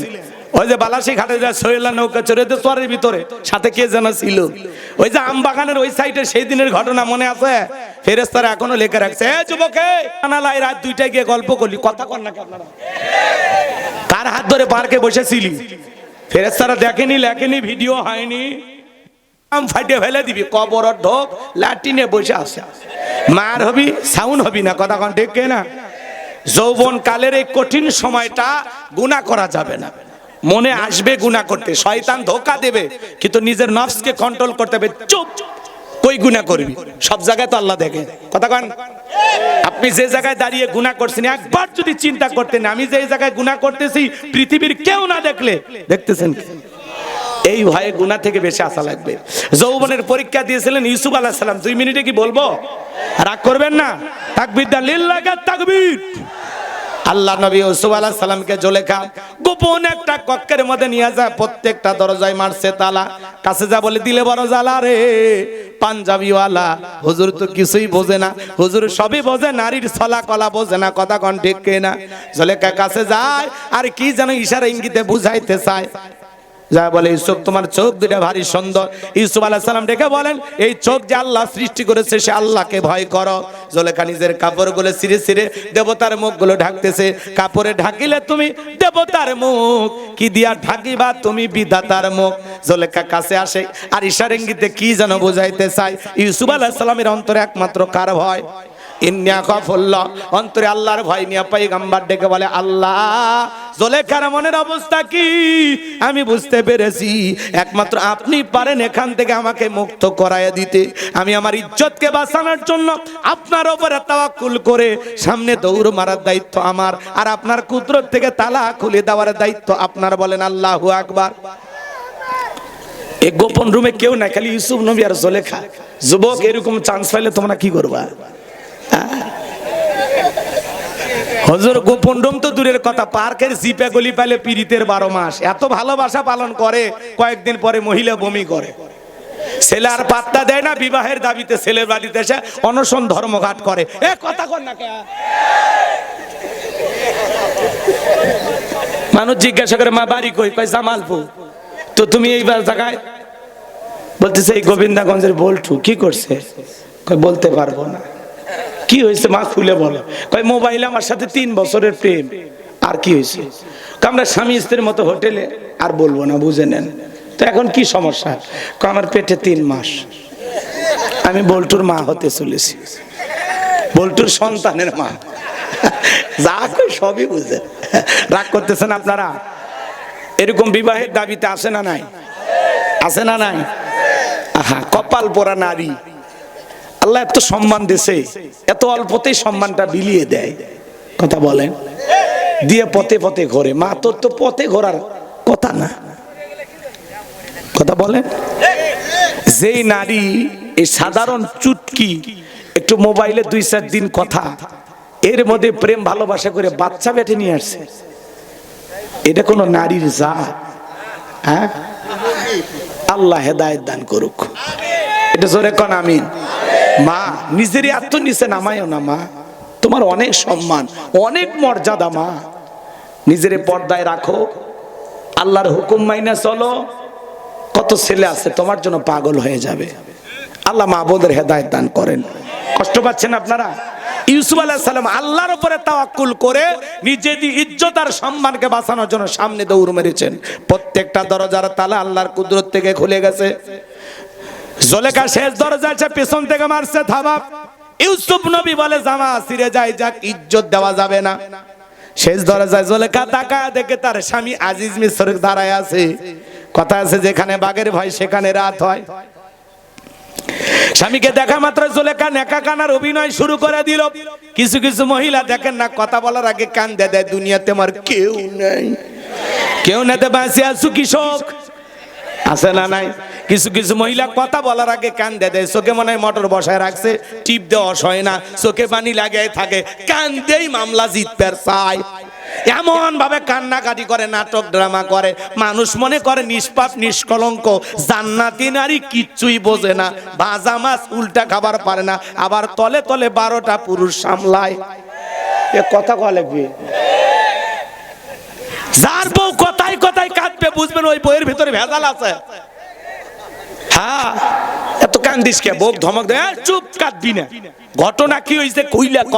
তোর ঘটনা শুনে যদি মনে হয় কাঁদা উচিত, স্বামী স্ত্রী একসাথে জামাত করে কাঁদা হবে। কথা ঠিক কিনা? একা কাঁদবি না, রাগ করতেছেন। এইবার জুলেখা নেকা কান্নার অভিনয় করে রেখে বলে, স্বামী ইউসুফকে ছেলের মতো দেখতাম, আজকে সুযোগ পাই আমার ইজ্জতের দিকে হাত বাড়াইছে, আরেকটু দেরি হয়ে গেল আমার সর্বনাশ হয়ে যেত। মিথ্যা দর্শনের অপবাদ দিয়া ইউসুফ আলাইহিস সালামকে জুলেখা 9.5 বছর জেলখানায় বন্দী করে রেখেছিল।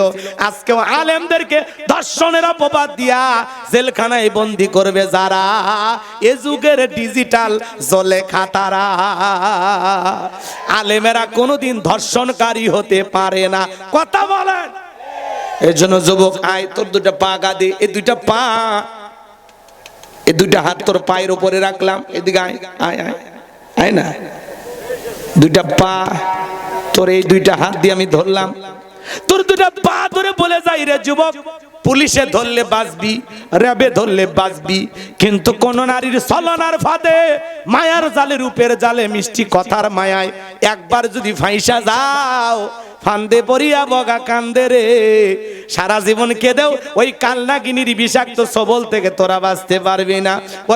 ওরা যে এখন ছেলেদের ভালোবাসে না, ওরা এখন ছেলেদের মন নিয়ে ব্যবসা বাণিজ্য করে। আকাশের রংধনু যেরকম মুহূর্তে মুহূর্তে রং বদলায়, এখনকার নারীরা মুহূর্তে মুহূর্তে পুরুষ পাল্টায়। ওদের মনের মতি গতি বোঝা বড় দায়, ওরা যে কারে ভালোবাসে ওরা নিজেও জানে না। এই জন্য বিয়ের আগে অবৈধ প্রেম ভালোবাসার ফাঁদে পা দেওয়া যাবে না। আর বিয়ের পরে পরকিয়া নামের এই অভিশাপ থেকে নিজেকে বাঁচায় রাখা লাগবে। কথা বলেন। আজকে চরিত্র নষ্ট করার কি? এই যে মোবাইল। কথা কন। মোবাইলের ওজন কম, কিন্তু মোবাইলের মাধ্যমে পাপের ওজনটা অনেক বেশি। যুবক যুবতী তরুণ তরুণীরা একা একা জানালা দরজা লাগায় মোবাইলে উল্টা পাল্টা ভিডিও দেখুন, সেই কথা কয় না। আমি কি 1 লাইন বলবো? রাগ করবেন না। দেশে মোবাইল আইছে, চিঠি বন্ধ হয়ে আছে, দিওয়ানা বানাইছে, পোলা মাইয়ার মনের কথা ভাসে বাতাসে। ও দেখো পোলা পানের মন বাদা ফেসবুকে এখন, মোবাইলে চ্যাটিং কইরা কাটায় সারাক্ষণ। এই মোবাইল পাইয়া দেখো মদনের মাইয়া, এই মোবাইল পাইয়া দেখো রমজানের মাইয়া কি কাণ্ড ঘটাইছে। স্বামী সংসার রাইখা নাকি পালাইয়া গেছে, স্বামী সন্তান রাইখা নাকি পলাইয়া গেছে। 2 বাচ্চার মা, 4 বাচ্চার মা পরকীয়া প্রেম করে আর একটা ছেলের হাত ধরে পালিয়ে যায়। যে নারী স্বামী রেখে সন্তান রেখে আর একটা পর পুরুষের হাত ধরে পালিয়ে যায়, ওটা নারী জাতির কলঙ্ক, পাশানি, ডাইনি, কালনাগিনী, রাক্ষসী মহিলা, পুরুষের জীবন খাওয়ার জন্য আসছে। কেমনে পারলি মা? ও বোন, কেমনে পারলা স্বামী রাইখা বাচ্চা রাইখা আর একটা পর পুরুষের হাত ধরতে? কেমনে পারো, কেমনে পারো? কথা কর। যেই নারীর ভিতরে লজ্জা আছে, শরম আছে, ওই নারী স্বামী ব্যতীত অন্য কোন পুরুষের দিকে তাকাবেও না। কতক্ষণ? পরপুরুষের কথা মিষ্টি লাগে ও মা, স্বামীর কথা তিতে লাগে, ভালো লাগে না, কথায় রসকস নাই, মজা নাই। স্বামীর কথা তিতে লাগলেও ভালো, তিতে খা, রোগ সারবে। আর অন্য পুরুষের কথা মিষ্টি লাগে, বেশি মিষ্টি খুঁজিস না, তোর ডায়াবেটিস বাড়বে। কতক্ষণ? আল্লাহ আমার মা বোনদের হেদায়েত দান করেন। আর কষ্ট দিতেছেন, ব্যথা পাইছেন, খুব রাগ হয়েছে না যুবক? তাহলে বিয়ের আগে অবৈধ প্রেম ভালোবাসা করা যাবে না। শুধু নারীর দোষ না, এক হাতে তালি বাজে না, হাত দুইটা লাগে। পরকীয়ার জন্য পুরুষও সমান দায়ী। নিজের বউ রেখে অন্য নারীর দিকে কেন তাকাস? এই ঘরেরটা ভাল লাগে না? হ্যাঁ, অন্যের বউ দেখতে সুন্দরী, কপাল পোড়া। নিজের বউডারে শীতের দিনে কাছে নিয়ে ঘুমাইলেই সব, আর অন্য নারীর দিকে তাকাইলেই গুনাহ। কথা কয় না? কথা কয় না? যুবক, বিয়ে হচ্ছে না, দোয়া করি আল্লাহ শীতের দিনে একটা বইয়ের ব্যবস্থা করে দিক। যে শীত পড়ছে, বউ ছাড়া কি জীবন চলে? আল্লাহ যুবকদের জন্য একটা করে নেককার বিবির ব্যবস্থা করে দেন। জোরে বলেন আমিন। কষ্ট হচ্ছে আপনাদের? তাহলে শোনেন, 4 নাম্বার, ওয়াল্লাযীনা হুম লিফুরুজিহিম হাফিজুন। এই যৌবন কালের এই কঠিন সময় আল্লাহর ইবাদত করে আমরা কাটাবো। তাহলে যৌবন কালে বেশি বেশি ইবাদত করব কার? রাজি আছেন তো ইনশাআল্লাহ? আল্লাহ এই যৌবন কালের কঠিন সময় আমাদের গুনাহ থেকে বেঁচে থাকার তৌফিক দান করেন। চিল্লায় বলেন আমিন। মুমিন বান্দার 5 আর 6 নাম্বার গুনাহ বলি, ওয়াল্লাযীনা হুম লিআমানাতিহিম ওয়া আহাদিহিম রাউন।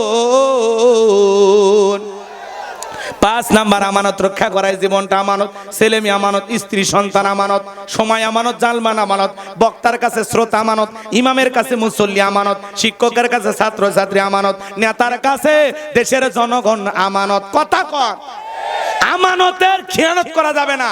আজকে রক্ষক হয়ে গেছে ভক্ষক। এই যে আমাদের বোন জুলাই যোদ্ধা সুরভি, কি নাম? তাহমিনা শিরোভি, নাম শোনেননি? ওই বোনটাকে 50 লক্ষ টাকা না 50 কোটি টাকার চাঁদাবাজির মামলা দিয়ে গ্রেফতার করা হয়েছে।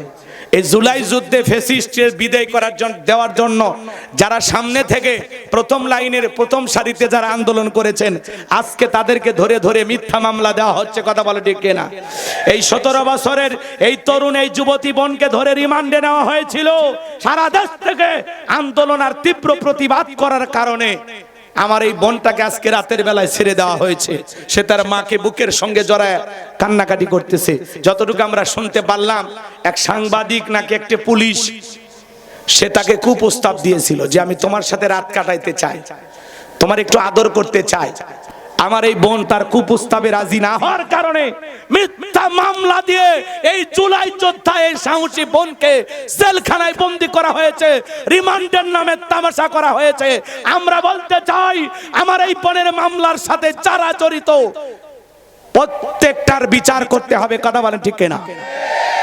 আজকে যারা জুলাই নেতৃত্ব দিয়েছে তাদেরকে টার্গেট করা হচ্ছে। এ কথা বলেন নাকি আপনারা? আহারে মুসলমান, কোন দেশে বসবাস করি? তার মানে প্রশাসনের ভিতরে ঝামেলা আছে না? নাই। এই যে মোবাইল ব্যবসায়ীরা আন্দোলন করছে, দেখছেন? একটা ছোট্ট বাচ্চাকে বাবা বুকের সঙ্গে জড়ায় নিছে, আর পুলিশের ভাইয়েরা কি করতেছে? ঠ্যাং ধরে তুলে নেচেছে, টেনে হেসড়ে নিয়ে যাচ্ছে, আর মেয়েটা আতঙ্কে চিৎকার মারতেছে, এই মানবরূপী পুলিশ, এই ছোট্ট বাচ্চার মুখের দিকে তাকায়াও, ওর বাবার সাথে আচরণ করতে কেমনে পারলি তোরা? বাংলাদেশের কিছু কিছু পুলিশের ভিতরে কোনো মনুষ্যত্ববোধ নাই। দেখলে মনে হয় না যারা মানুষের কাতারে পড়তে পারে। কথা বলে ঠিক না? কি এমন অপরাধ করছে? ছোট্ট বাচ্চা কোলে নিয়ে আসে আর বাপক টেনে হেসড়ে তুলতেছে। আরে বাবা, বাচ্চাটা আগে কান্না বন্ধ হোক, কন্ট্রোল হোক, অথবা বাড়ির যেতে দেন, পরে বাড়ির থেকে গ্রেফতার করেন যদি অপরাধ করে থাকে। কথা বলে না কেন? একটা বাবা তার সন্তানকে কোলে নিয়ে আসে, ওই অবস্থায় তোমরা বাবাকে টেনে হেসড়ে নিয়ে যাও, রাস্তায় পড়ে গেছে, সেখান থেকেও তোমাদের গ্রেফতার করতে মনে চাই। তোমরা মানুষ? এই পুলিশের ভাইয়েরা, আগে মানুষ হও, মানুষ হও, মানুষ হও, আর স্বৈরাচারের হয়ে কাজ করো না। কথা কান ঠিক না? এখনকার স্বৈরাচার আছে, কার হুকুমে এগুলো করো? তোমাদের ঘরে মা বাবা নাই, বোন নাই, সন্তান নাই, এত পশু কেমনে হতে পারো? এক কথা কেন?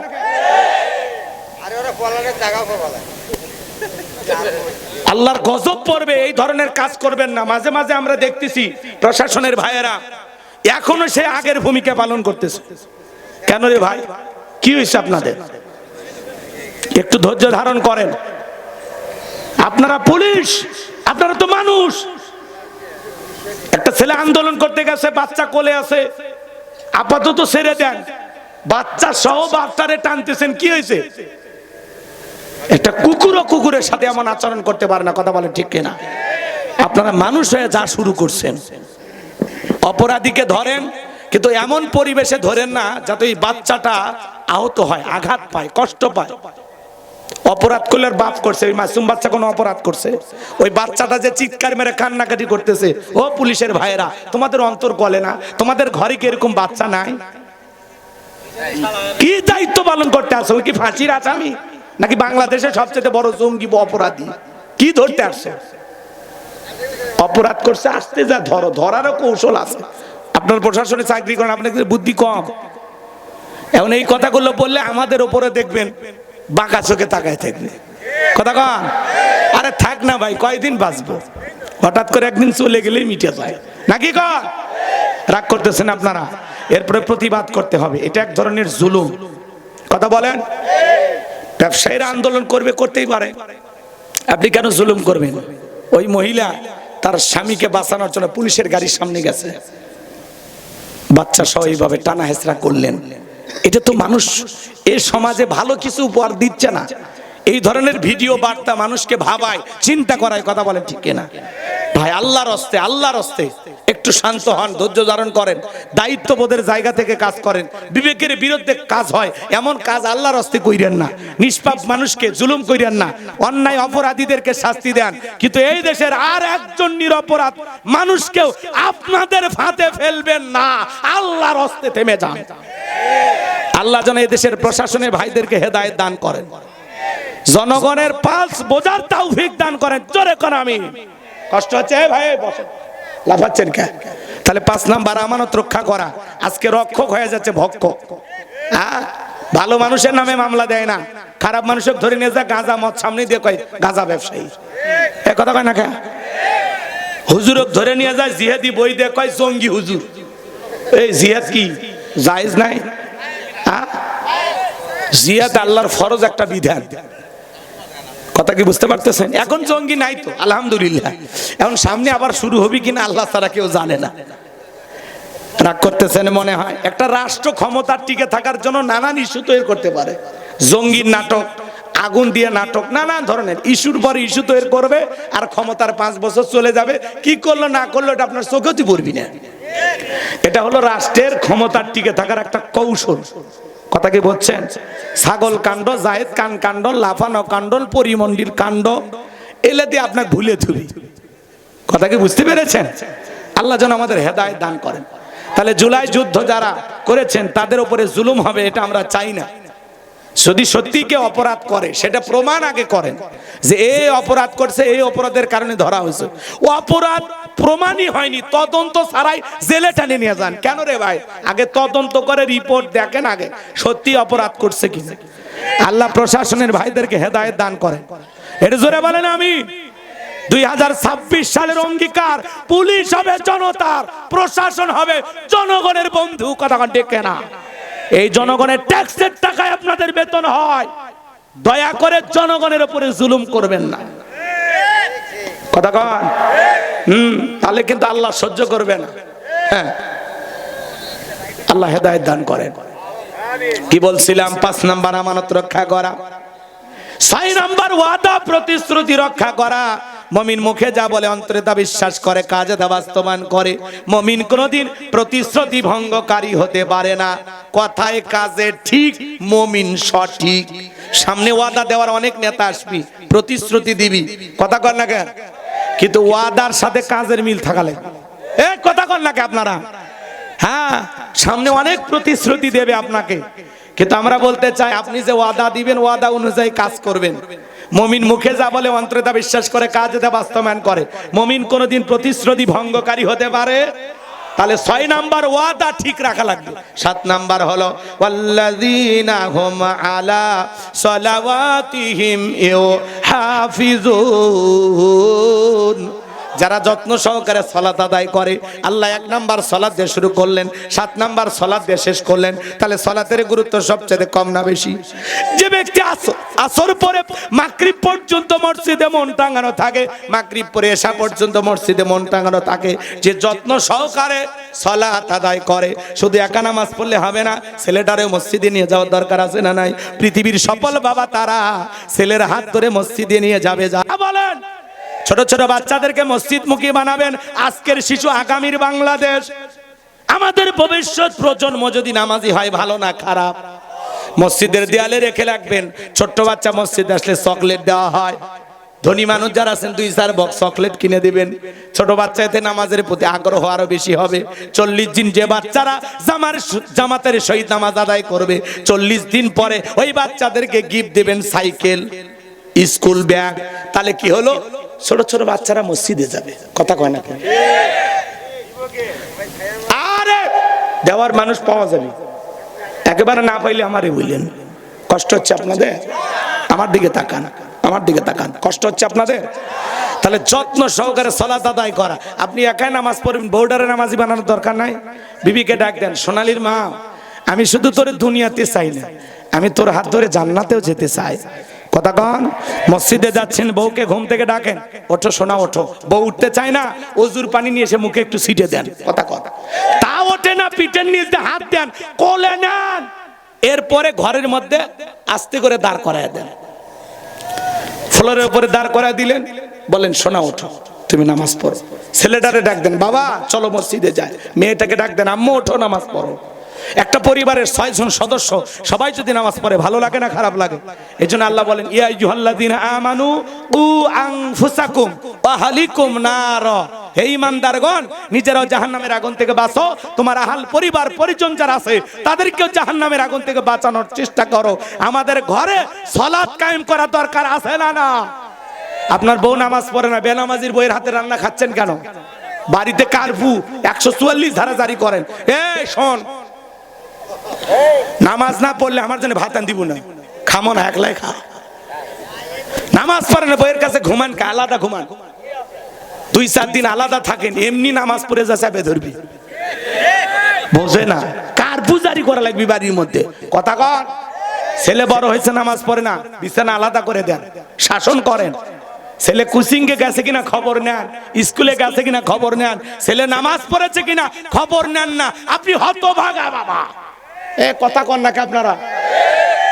তাহলে 5 ওয়াক্ত সালাত আদায় করবেন তো ইনশাআল্লাহ, যত্ন সহকারে নামাজ পড়বেন তো ইনশাআল্লাহ, প্রত্যেকটা ওয়াক্তে মসজিদে মন টাঙা থাকবে তো ইনশাআল্লাহ। এই 7টা গুণাবলী কারা কারা আমল করবেন শেষবারের মতো হাত তুলে দেখান তো। আল্লাহ আমাদের এই 7টা গুণাবলী আমল করা তৌফিক দান করুন, জোরে বলুন আমিন। হাত নামান। এই 7টা গুণাবলী আমল করলেই উলাইকা হুমুল ওয়ারিসুন আল্লাযীনা ইয়ারিসুনাল ফিরদাউস হুম ফিহা খালিদুন। আল্লাহ বলেন তারাই হবেন উত্তরাধিকারী জান্নাতুল ফিরদাউসের, সেখানে তারা চিরকাল বসবাস করবেন। আল্লাহ কোনোদিন জান্নাত থেকে বের করে দেবেন না। চিৎকার মেরে বলুন সুবহানাল্লাহ। 1 মিনিট একজনও নড়বেন না, দোয়া করবো এক্ষুনি। আমার দিকে তাকান। 1 নাম্বার কি বললাম হয়তো বা এতক্ষণ মনেই নাই, ভুলে গেছে। এজন্য আরেকবার 1 নাম্বার শোনেন, আমার দিকে তাকান। 1 নাম্বার, যারা বিনয়ের সহিত নম্রতার সহিত আল্লাহর ভয় নিয়ে সালাত আদায় করে। 2 নাম্বার, জবান দিয়ে সে কথা বলবো যে কথা বললে সব হয়। সমাজে সেই কাজ চালু করবো যে কাজ চালু করলে সব হয়। কান দিয়ে সেটা শুনবো যেটা শুনলে সব হয়। এক কথায় সব আছে যেখানে আমরা আছি সেখানে, ঠিক আছে? 3 নাম্বার, আল্লাহ সম্পদ দিলে ধনী বানাইলে হিসাব করে যাকাত দেব ইনশাআল্লাহ। আর 4 নাম্বার, একেবারে মোর কথা শুনিচ্ছেন আপনারা? কথা কয় না, শোনা যাচ্ছে? ভালো করে শোনেন। 4 নাম্বার, এই যৌবনকালের কঠিন সময়টা আল্লাহর ইবাদতে কাটাবো। কি ভাই শুনছেন? ভাই শুনছেন? হ্যাঁ, 4 নাম্বার। এলাকার মানুষ দেখে একটু মজা করতেছে, কষ্ট পাচ্ছেন? 5 নাম্বার, আমানত রক্ষা করব। আজকে রক্ষক হয়ে গেছে ভক্ষক, বেড়াই খেত খাচ্ছে। পুলিশের কাছে মামলা দিবার যায় ধর্ষণের, পুলিশ কয় কেমনে ধর্ষণ করছে আগে আমি দেখি। কথা কয়, এরকম ঘটনা ঘটছে এই দেশে। কথা কয়, এই দেশে খুন, ধর্ষণ, চাঁদাবাজি, টেন্ডারবাজি, চুরি, দুর্নীতি বন্ধ করতে হলে আল্লাহর কোরআন দিয়ে বিচার করা লাগবে। আল্লাহর কোরআন দিয়ে বিচার না করা পর্যন্তই 56,000 বর্গ মাইলে শান্তি প্রতিষ্ঠিত হবে না। কথা ক্লিয়ার? তাহলে 5 নাম্বার আমানত রক্ষা করা, 6 নাম্বার ওয়াদা প্রতিশ্রুতি ঠিক রাখা, 7 নাম্বার যত্ন সহকারে সালাত আদায় করা। আল্লাহ বক্তা শ্রোতা উভয়কে আমল করা তৌফিক দান করেন। চিল্লা বলেন আমিন। ওয়া আখিরি দাওয়ানা আনিল হামদুলিল্লাহি রাব্বিল আলামিন।